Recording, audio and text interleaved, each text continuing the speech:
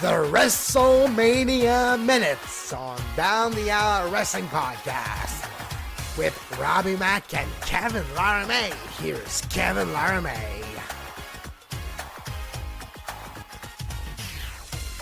WrestleMania X-Seven.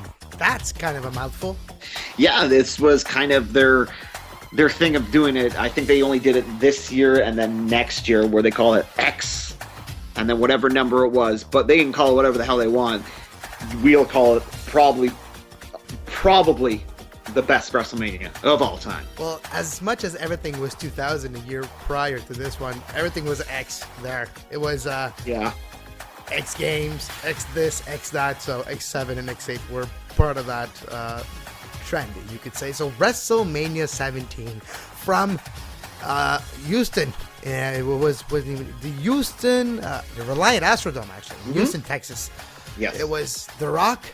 It was Stone Cold. It was the first of three. It was a hell of a night. Yeah, it was amazing, Kevin. This WrestleMania, it holds up to this day. 2001 was such a marquee of year in wrestling history because you had ECW going under, you had WCW going under, you had the roster absorbing all these new people. The Invasion would be later this year. And I think that's a show that you and I can do, obviously, the whole drop ball on the Invasion thing. I mean, what can we say that no people haven't said? But yeah, this is just a big year in professional wrestling. Everything went under. WWF was king of the hill. And yeah, this was their first, this WrestleMania, I think was, Kevin, I think it was 3 weeks after WCW went under. Yep, and that's why it was so confusing about all the Invasion. And that's why the Invasion angle sucked. Every bit of it sucked because they never pulled the trigger when it was the time. Now would have been the time. Can you imagine if WrestleMania was invaded 3 weeks after WCW was bought by WWE? It would have seemed legit. It would have looked like a shoot, and it would have been the biggest thing in wrestling history. I think to this day, people are still like, not angry, but they're like, you know, when you try to do something, when you expect something and it never comes, it leaves you with that little empty feeling inside, and that emptiness just never gonna get filled again. No, and people to this day will talk about the Invasion angle and all the things that were wrong with it, all the things you could have done, because when they absorbed these contracts, they didn't take on the contracts of guys like Hogan and Nash and Goldberg, who were still getting paid because they were under contract with Time Warner. And so they're not going to take pay cuts to work a full-time schedule when Time Warner is just going to pay them to sit at home. But you know what? The money that WWF should have ponied up to get these guys their guaranteed deals, well, not pay their guaranteed deals, but to match their guaranteed deals that they were making, they would have made that back in no time. You know what I mean? If they kind of brought over Goldberg and Hogan and Bishop and all these guys right away, again, you know, we're just beating a dead horse here. Mm-hmm. There's nothing we can really say about the Invasion angle that hasn't been said, but I know it's one of the biggest regrets, I think, that we can really look at as wrestling fans. Yeah, but enough of the Invasion angle. It was more about a great WrestleMania, almost top to bottom. A couple of things I hated, and it was probably the one faction in the history of wrestling that really made me angry. Right to censor. The worst music ever that aggresses you, that feels like you've been mangled, and it's the worst sound ever, and it's always playing for too long, just annoying the ever crap out of me. To this day, when I hear that song watching old pay-per-view, it just gets me riled up. It makes me so angry. That stupid right to censor bull. Oh! Well, I guess they did their job, right? Well, Kevin, you were supposed to hate him, and you did. So they definitely you gave him the reaction that they definitely wanted. I hated that ivory little witch crap. I'll just stop myself. The Good Father, Val Venus. But how can you change Val Venus' name when I was on exactly? Yeah, I don't think you really can. I think he just had to change. Stay the same name. There's really nothing that you could. But I like the whole play on the Good Father. I thought that was pretty funny. Yeah, it's the only funny one. The only little funny thing in the whole story. All right, let's do the traditional 60,925 people attended that. Well, allegedly, we all know the numbers of the WWE sometimes can be a work. Well, allegedly almost 70,000 people Mm-hmm. in the Astrodome on April Fools, but this one, it was nothing of a joke. No, not at all. And if you run down this card, and granted, there's not some gems in there, but I Except mean, X Factor, which was one of the worst entry song ever. yeah, I was not a fan of these. When I remember at this time, X Pac had like go away heat. Yo, There's you're good, dealing with X Factor. yeah, there was just no one was interested at all in ever seen X Pac, but I mean, you look at this card, Kevin. You had Jericho and William Regal kick off the show for the Intercontinental title. You had Taz and the Acolytes, APA, Bradshaw and Farouk with Jacqueline, probably one of the toughest ladies in the recent era. legit tough. You had Kurt Angle and Chris Benoit. You had Shane. I mean, I'm not obviously one. Whenever Vince fights at WrestleMania, it's not going to be a 5-star match. But what a great street fight he had with Shane. You had TLC, I think 3 at this time because I know they redid it at SummerSlam, I would guess, yeah. and I think it was 3. No, Yeah, it's CLC 2, but it's last year was just a ladder. So that's oh a yeah, difference. you're right. And then you had Undertaker versus Triple H 1 at WrestleMania, and then you had Austin Rock 2. So, and then I don't know where to start. I don't know, but the 19-man gimmick battle royal? Oh God, it's good to go back and watch that because you see Bobby Heenan, and I don't know if you've seen Bobby Heenan lately, and we all know he's not doing too well. It's just nice to see Bobby Heenan in that light. You know what I mean? Yep, and you know what was how you become a winner, I think, is because when you're not in good enough shape that you can't take the bump off the third rope, or at least the second rope, well, you're going to win the match, and that's what happened to the Iron Sheik. Yeah. So he kind of by Elimination. default he won. Or Yes, by Homer Simpson, 2 favorite world in the entire world by default. pretty much. Yeah. Well, because if you and this was back when the Iron Sheik was not doing Twitter. the greatest There as was no far as Twitter back then. yeah, and as far as like I think he was heavily involved in kind of letting himself go. I mean, I don't know if you've gotten a chance to watch the documentary that they did. It's great if you have a chance to view it. Yeah, I mean that was a lot of fun. I don't know. Do you want to just go into the main event because that was the biggest thing. Dive into, well, first of all, was the main event your favorite match of this show? Yeah. Oh yeah. 100%. So Stone Cold, Tyson and The Rock, Tyson. Austin and The Rock, Tyson. That was a couple of years ago. Austin and The Rock. So no DQ match. What stand out for this match for you, Rob? Well, Kevin, there's a few things that stand out, but I mean the main thing was how Austin did his heel turn. And if you've read Austin's book or you've heard him, he's talked about him on his podcast before. It's a great match, but it's also one of the biggest regrets Austin has of turning heel. He said that he's on record saying that he should have called an audible, and when he shook McMahon's hand at the end after he hit The Rock with I don't know how many chair shots, when he shook McMahon's hand, he should have stunned him. Yep. And so yeah, because this started the heel Austin turn, which I don't think was a failure, but as soon as he put him in the evasion, that just killed the whole angle. Going back to that angle again. Yeah, I mean it's like you can't. It's like it in turn it'd be like turning Daniel Bryan heel. You know what I mean? You got your hottest property and you're turning him heel. The Rock was written off WWF television shortly after this because I think he was going to film the Scorpion King. Yes. Yeah, his Scorpion King. First big role where he actually had 5 spoken words or something close to this. Yeah, it's the first movie that The Rock was. I guess he was starring in at that point. But yeah, so that it was actually The Mummy 2. And he was the Scorpion King in The Mummy 2. Yeah, but but I just mean but the Scorpion King was The Rock's first movie. He was the star. True. I think. So, anyways, to me, Kevin, that stands out to me. You remember stuff like that. Just whenever Austin and The Rock were in the ring together, it was magic. Yeah, they were not the best of friends, but they always said both of each other never hang out together.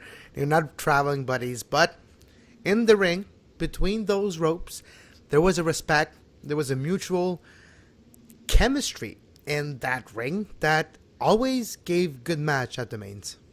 Yeah, you said exactly. They weren't the best of friends. They didn't travel the roads together, but there's just some guys, Kevin, and they click in the ring, and they don't have to be the best of friends. They don't have to be They like don't have to Triple. be in the clique, but they do click together. Yes, they're not in the click, but But they're not a clique. no, they're not a click. I didn't want to click the channel when these two guys were in the ring together. Unlike when Kurt. No, you know what? I don't want to change the channel when Axelmania comes down to the ring either. Don't But change that channel. don't change that channel. He I has won't. I won't, Kurt. He has Trunks that has the same logo as WrestleMania, but it's at WrestleMania. Oh, Just it's going all out with a stupid idea that actually might work. Again, and it's just like Mizdow when Mizdow needed this whole thing to get himself over. I mean, there's a short shelf life on it because really, what's after he turns on the Miz and they fight and they have a match at a pay-per-view, like really where's there to go from there? So, I mean, with the whole thing with Axelmania, where are they going to go from there? But before we get too off topic, Kevin, what was your favorite match? Favorite match of this pay-per-view is not Stone Cold and The Rock. Mm-hmm. It is Kurt Angle defeating Chris Benoit. It's hard to say talking about a Benoit match, but those two workers together was Kurt Angle, just probably one of the wrestlers. He's been probably with the company with about almost a year to now at WrestleMania 2000. WrestleMania, this one in 2001. It's been a year and a half. 2 years, 2, 3, Almost 2 years. You're right. Yeah, I think 2 years. But Yeah, he was one of the workers that picked it up the quickest that anybody's seen. That's what people say when talking about Kurt Angle. Now, being almost a greatest of all time, not the star he was, but just as a workhorse and as a worker in the ring now. He's known for being able to pull off almost anything that he sets his mind to. So Kurt Angle and Chris Benoit always was, even though it was buried in the middle of the mid card and had nothing, like it was worth nothing, that match. There was nothing for the match. It wasn't for no titles. There was like no what's the word? There was no reward or no prizes at the end of that match, but still, it was a good match, and I like the work of the two guys. some of the best matches don't have anything on the line, and Except those honor. you know what I mean? Yeah, those tell the best stories. You know what I mean? Exactly. And Kurt Angle and Chris Benoit, if there's one thing they know they can do, it's tell us stories between those ropes. Kurt Angle is the fact that, and I just hope that whatever is on with him in WWE, I just hope they can squash it because Kurt Angle is a bona fide WWE Hall of Famer. He has You know to. what I mean? He's a first ballot, even if there's no ballot. And I get that the whole WWE Hall of Fame, at the end of the day, it is what it is. But, I mean, if you're going to have a true Hall of Fame, you have to have a guy like Kurt Angle in there. Yeah, but you know what, Ron? I was trolling for the last 10 minutes. It's the TLC 2, my favorite match. When you see Edge and Christian on top of that stupid ladder concoction with a table, lifting those belts, it's a moment that everybody's going to remember forever, especially if you're from Canada. Oh, of course. I mean, even trolling or not, Kevin, either one of those matches. You know what I mean? Like, Sure. you can. It's like throwing a dart. For me, when it's just seeing The Rock and Stone Cold, that just, to me, that's more than just a match. That's just, It's a it brings moment. back. Yeah, it's a moment, and I think you said it in your Off the Woodworks podcast, a quest for a moment. Yes. And that's what it is, a quest for a moment. Every time the Austin and the Rock are in the ring together, and not only does it take me to a great wrestling match, but it takes me back to, it's just a nostalgic factor for me. And at the end of the day, a lot of people will say nostalgia outweighs anything, and it's John Pollock says it a lot on the Law and Review Away and stuff, that it's just interesting how you always look back on something that is old or nostalgic with rose-colored glasses, even though it might have been shitty at the time. Yeah. You know what I mean? And he says it perfectly, where in 10, 15 years, people will be saying, oh, you know, when the Authority was around, and Do you remember that Orton and Cena rivalry? Oh, that was so good.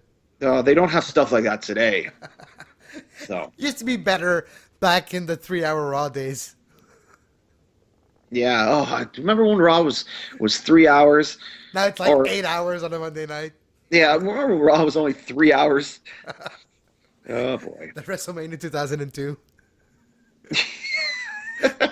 It'll be like 10 hours of WrestleMania, 8 hours every Raw. Yeah, well, who knows? We might be getting to that point. So, We might be on that card. Who knows? yeah, well, if they go up to any more time, they're going to need to supplement the talent roster somehow. So get ready. All right, so we have a podcasters division now. So podcasters championship. We Ooh, got the tag team of the DTAs. That's us. the podcaster division. Now, is it only wrestling podcasts? No, it could be any podcast. You have a podcast wrestling division. That's I guess awesome. Meltzer. I guess Meltzer would be like the McMahon of our division then. Meltzer's the commissioner. Yeah, he would. Yeah, Meltzer, and then I guess Wade Keller would be his. I don't want to. I don't want to insult Wade Keller by saying his assistant, but I guess Wade Keller would be. No, maybe Meltzer would be the GM, and Wade Keller would be the commissioner. Uh, that's an awesome idea. The Yeah, I think Podcasters Wrestling Championship, the PWC. that's right. Oh, fuck, that's a good idea.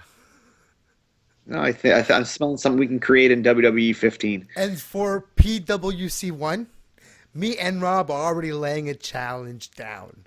JP Sorrow, Jack Encarnacio, see you at PCW 1. That's right, and that's the bottom line. Because that's the bottom line. That's just the bottom line. Yeah, that's the bottom line. That's No it. There's no catchphrases. because. No catchphrases needed, boys. So you heard it here first on the WrestleMania Minutes on Down the Out Wrestling Podcast. All right. Well, all right. So we digress. We went way off topic, but I know you talk about Austin and The Rock. Outside of this match, what's the one moment you'll remember? So it doesn't necessarily have to be a match then, eh? No, just a moment you remember outside of Austin and The Rock, because we talked a lot about Austin and The Rock on this 20-minute long edition of the 5-minute podcast. Probably the Shane McMahon and Vince McMahon match. And I remember perfectly because I was working at this during this pay-per-view, and I was working on. You're not even one. A couple of McMahon were working in the ring too. Yeah, I was doing my own work, you know. That's a shoot. I wasn't as blown up as these guys were, but yeah, no, I was working, and I was working at Montana's in Brantford. I was still in high school, and I was serving, and they would.